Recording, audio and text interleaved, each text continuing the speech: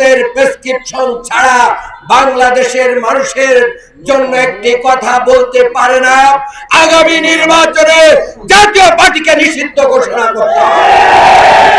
আজকে বাংলাদেশের মানুষের কাছে গতকালকের ঘটনার পরে আরো দিবালোকের মতো স্পষ্ট হয়েছে, জাতীয় পার্টি আওয়ামী লীগের দোসর ছিল।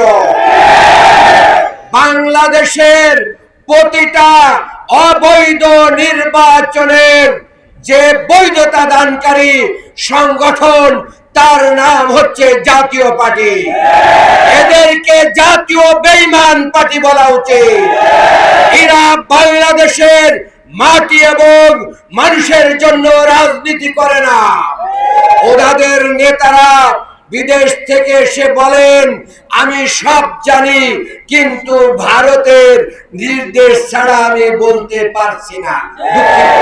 সাংবাদিক বন্ধুরা, আপনারাই তো সেই নিউজ করেছেন, যারা ভারতের প্রেসক্রিপশন ছাড়া বাংলাদেশের মানুষের জন্য একটি কথা বলতে পারে না।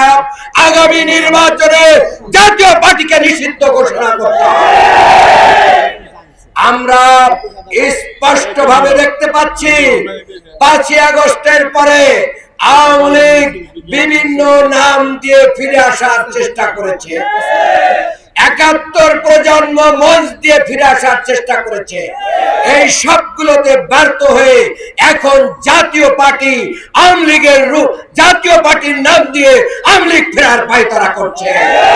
বাংলাদেশে ফ্যাসিস্ট বিরোধী সকল শক্তিকে সাথে নিয়ে আগামী দিনে বাংলাদেশ জামাত ইসলামীর ঐতিহাসিক ভূমিকার মাধ্যম দিয়ে এই জাতীয় নীল নকশাকে আমরা নস্যাৎ করে দেব ইনশাআল্লাহ।